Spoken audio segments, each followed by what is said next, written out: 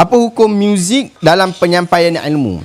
Kalau sekadar untuk bergembira pun dibenarkan, seperti mana mereka ambil daripada satu hadis. Nabi sebut, ya Hanzalah, sa'atan wa sa'atan walau kanat takunu qulubukum kama takunu inda dhikri la safahatkumul malaikah hatta tusallim alaikum. Wahai Hanzalah, Nabi kata, ada masa untuk urusan keduniaan, ada masa untuk beribadah, dan jika hati kamu sentiasa sama seperti kamu sedang mengingati Allah, para malaikat akan bersalam denganmu dan memberi salam kepadamu di pertengahan jalan. Ini juga menjadi dalil, hadis ini sahih riwayat Imam Muslim, muzik itu dibenarkan kerana ia adalah bersifat hiburan. Imam Nawawi sebab waktu dia tafsirkan hadis ni, disyarahkan hadis ni dalam syarah Sahih Muslim, beliau menjelaskan bahawa kita tidak dituntut untuk beribadah sepanjang masa. Kerana itu, apabila Hanzalah merasa risau dirinya telah munafik kerana seolah-olah dia rasa lalai daripada mengingati Allah SWT, Rasulullah SAW jelaskan bahawa ada masa diperuntukkan untuk ibadah dan ada masa juga perlu diperuntukkan untuk kehidupan dunia dan berhibur bersama dengan keluarga. Anda boleh rujuk dalam syarah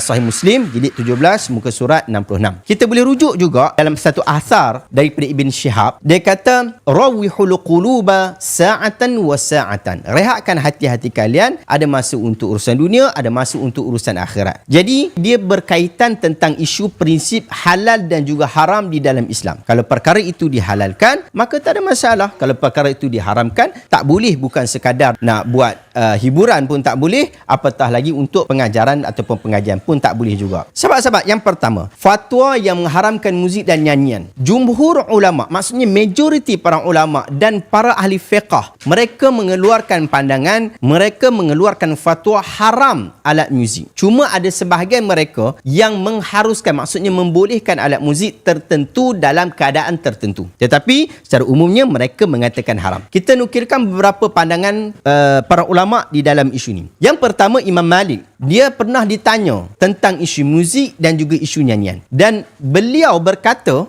hanya orang fasik sahaja yang terlibat dengan aktiviti seumpama ini. Dan anda boleh rujuk kenyataan Imam Malik ni direkodkan oleh Imam Al-Qurtubi rahimahullah di dalam kitab tafsir beliau. Itu yang pertama. Yang kedua, Syekhul Islam Ibn Taymiyah. Dia sebut mendengar nyanyian ataupun alat muzik menimbulkan mudarat yang dahsyat terhadap agama seseorang. Tidak ada cara lain selain dengan menutup jalan agar tidak mendengarnya. Ni dengar tak boleh. Ini kenyataan daripada Ibn Taymiyah. Dengar pun tak boleh. Dan kenyataan ini direkodkan dalam kitab Majmu' Al-Fatawa Ibn Taymiyah jilid ke-11 muka surat 567.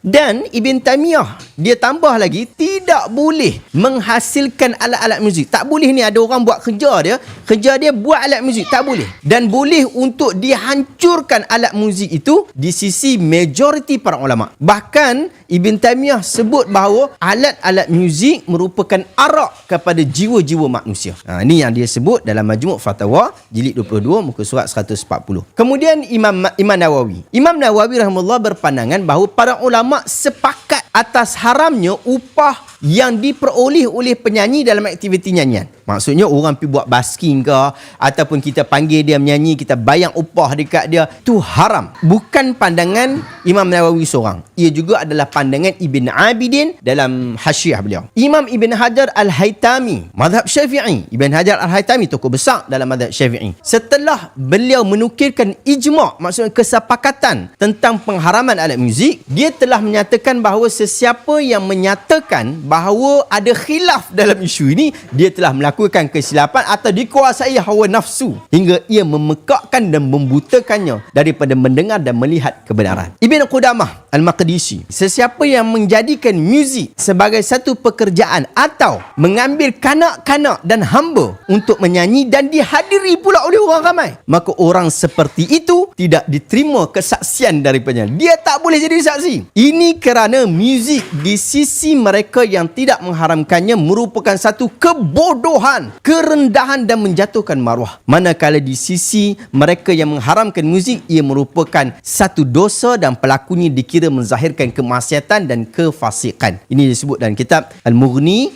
karya Ibn Qudamah Al-Maqdisi. Jadi itu pandangan para ulama yang kata haram. Ada dalil tak mereka kata haram ni? Mana boleh main haram macam tu saja. Para ulama yang mengharamkan muzik, mereka berhujah berdasarkan ayat-ayat Al-Quran, hadis dan seumpama dengannya. Antaranya Allah Ta'ala sebut dalam Al-Quran ba'da a'udzubillahi minasyaitanir rajim. Ini dalil ulama yang mengharamkan. Kita nak ambil manfaat ilmu ni sahabat-sahabat. Ba'da a'udzubillahi minasyaitanir rajim wa minan nas man yashtari lahwal hadith liyudilla an sabilillah bighairi 'ilm wa yattakhidhaha huzwa ulaika lahum 'adzabun muhin. Di antara manusia ada orang yang mempergunakan perkataan yang tidak berguna untuk menyesatkan manusia dari jalan Allah, lahwal hadith, tanpa pengetahuan dan menjadikan jalan Allah itu olok-olokkan. Mereka itu akan memperoleh azab yang menghinakan. Surah Luqman ayat yang ke-6. Ibn Abbas waktu dia tafsirkan ayat ni, dia kata ayat ni rujuk kepada muzik. Manakala Imam Mujahid, seorang tokoh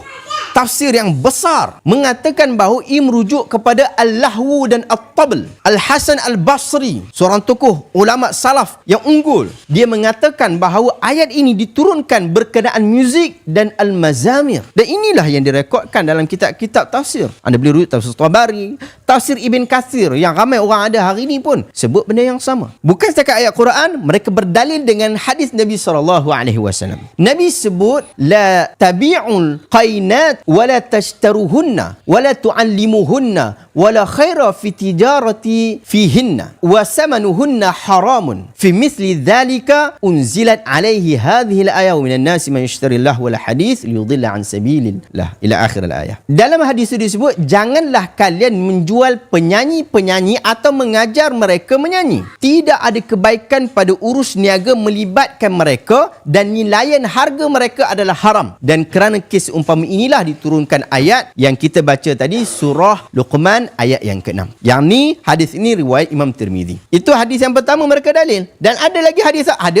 Ada hadis yang lain. La yakunanna min ummati aqwamun yastahilluna al-hirra wal harira wal khamra wal ma'azif. Akan ada di antara umat aku satu kaum yang menghalalkan zina, menghalalkan sutra untuk lelaki, menghalalkan arak dan ma'azif, alat muzik. Hadis ini sahih tak? Hadis ini sahih. Dalam Sahih Bukhari ada. Nampak? Padu tak? Dalil. Oh, dalil yang padu. Dan ada beberapa lagi dalil yang telah dikeluarkan oleh para ulama yang mengatakan bahawa ia adalah haram. Itu pendapat yang kata haram. Macam mana pula yang kata boleh? Terdapat sebahagian para ulama, sahabat-sahabat, yang mengharuskan alat muzik. Bukan sekadar ulama moden hari ini, tapi ulama-ulama silam pun ada yang membenarkan muzik. Dia kata tak ada masalah. Antaranya Abu Bakar Ibn Arabi. Ini bukan Muhyiddin Ibn Arabi, bukan Ibn Arabi yang dikatakan sebagai sesat itu, tetapi yang ni Abu Bakar Ibn Arabi, tak silap saya mazhab Malik. Dia bawakan hadis-hadis yang digunakan untuk mengharamkan nyanyian dan mengatakan tidak ada satu pun dalil yang sahih untuk mengharamkan nyanyian. Kerana perawi-perawi yang dikeluarkan hadis-hadis itu adalah tidak siqah. Yang lebih sahih ialah riwayat-riwayat tersebut adalah batil. Maksudnya yang fokus khusus. Yang ini disebutkan oleh Ibn Al-Arabi dalam kitab Al-Ahkamul Quran. Itu pertama. Ibn Hazmin Al-Andalusi, sewaktu dia bahaskan hukum nyanyian, dia mengatakan bahawa semua riwayat hadis tentang haramnya nyanyian adalah batil, dan ayat 6 surah Luqman yang menjadi pengharaman nyanyian pula, beliau menjelaskan bahawa ayat tersebut menyebutkan satu sifat yang sesiapa mengerjakannya akan menjadi kafir tanpa diperselisihkan lagi, iaitu apabila dia menjadikan agama Allah sebagai bahan mainan. Oleh kerana itu, jika seseorang membeli senaskah Al-Quran untuk dia menyesatkan orang ramai dan menjadikannya sebagai permainan, maka jelas dia adalah kafir. Inilah yang dicela oleh Allah SWT di dalam ayat berkenaan. Kita beli gitar contoh, kita nak syok-syok dengar dan sebagainya, maka ia tidak termasuk dalam perkara yang membawa kepada jalan yang haram di sisi Allah Ta'ala. Ibn Hazmin juga ambil beberapa hadis Nabi SAW berkenaan tentang niat untuk menentukan hukum halal dan haram amalan seseorang. Sahabat-sahabat, ustaz-ustaz yang nak rujuk, boleh rujuk pada jilid yang ke-7 muka surat 567. Itu pendapat para ulama yang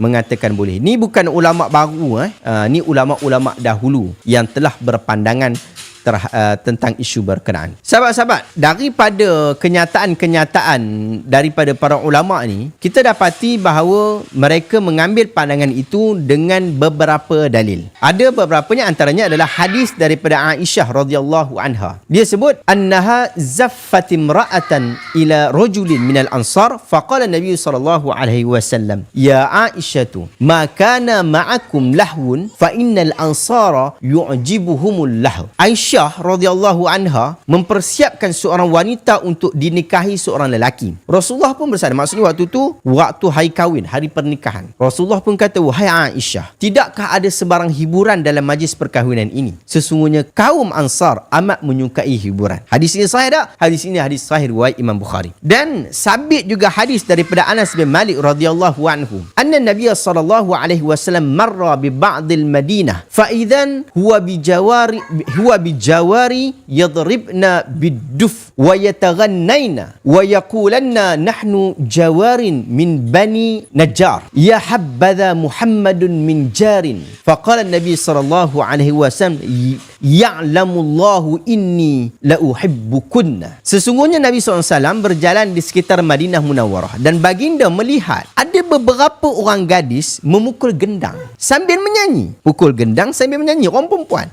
Dan disebutkan kami gadis dari Bani Najjar. Orang Bani Najjar, orang perempuan Bani Najjar. Gadis, orang perempuan, orang muda. Betapa bertuahnya memiliki jiran seperti Muhammad. Ini dalam nyanyian dia. Nabi SAW pun bersabda, Allah SWT mengetahui betapa aku sangat mencintai kalian. Hadis ini diriwayatkan oleh Imam Ibn Majah dalam Sunan Ibn Majah. Demikian juga hadis bagi orang yang mengatakan boleh, mereka berdalil kepada hadis yang diriwayatkan oleh Aisyah lagi. Dia kata, anna Abu Bakar dakhala alaiha wa Nabi sallallahu alaihi wasallam indaha yawma fitr atau adha wa indaha qainatani tughniyani bima taqadhafatil ansaru yawma bu'ath. Faqala Abu Bakar, mizmaru syaitan, marratain, mizmaru syaitan.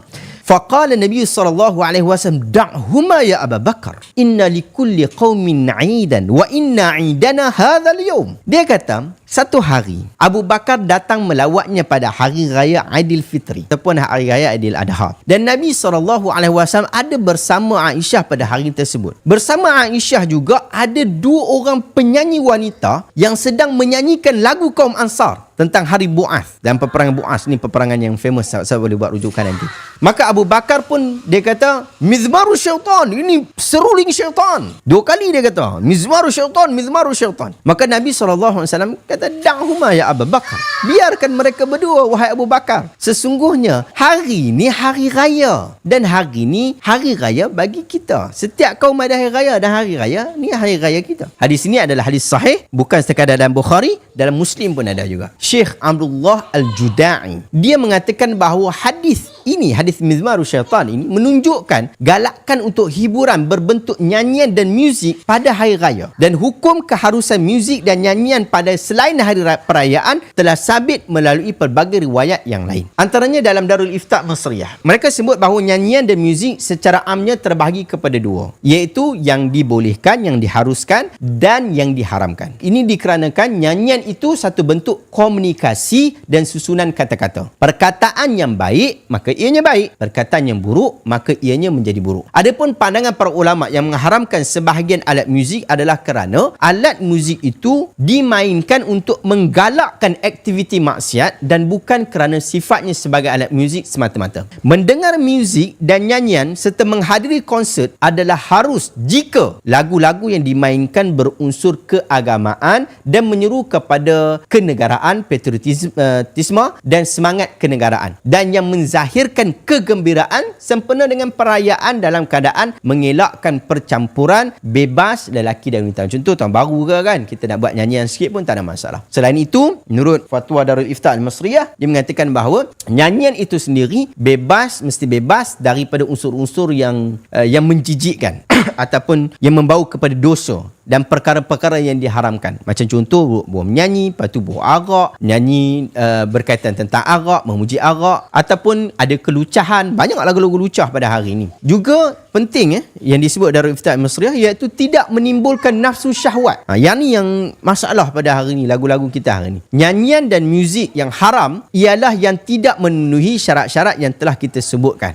dan menimbulkan fitnah, menghilangkan sifat malu, meruntuhkan akhlak dan sebagainya. Hang buat nyanyian, hang bergolek, sakan kan menari kan. Menari tak ada masalah, menari sikit-sikit tak ada masalah. Tapi ini menari sampai berjoget, tunjuk pungkok sebagainya, semua perkara ini adalah perkara yang diharamkan. Muzakarah fatwa Majlis Fatwa Kebangsaan, dia pernah bersidang pada tahun 1981. Saya tak lahir lagi. Mungkin sahabat ada yang dah tua dah waktu tu. Saya tak lahir lagi. Saya lahir 89. Tahun 1981, 12 hingga 13 Mei mereka bersidang. Mereka telah buat keputusan. Keputusan dia ialah nyanyian yang seni katanya baik, tidak lucah, tidak biadab dan tidak mendorong kepada maksiat, tidak bercampur gaul antara lelaki dan perempuan dan tidak membawa kepada fitnah adalah harus. Maksudnya boleh. Jika nyanyian seni katanya tidak baik, lucah, biadab, mendorong kepada maksiat, bercampur gaul antara lelaki dan perempuan dan membawa kepada fitnah, maka nyanyian itu adalah haram. Tua daripada MKI. Wallahu ta'ala a'lamu bis-shawab.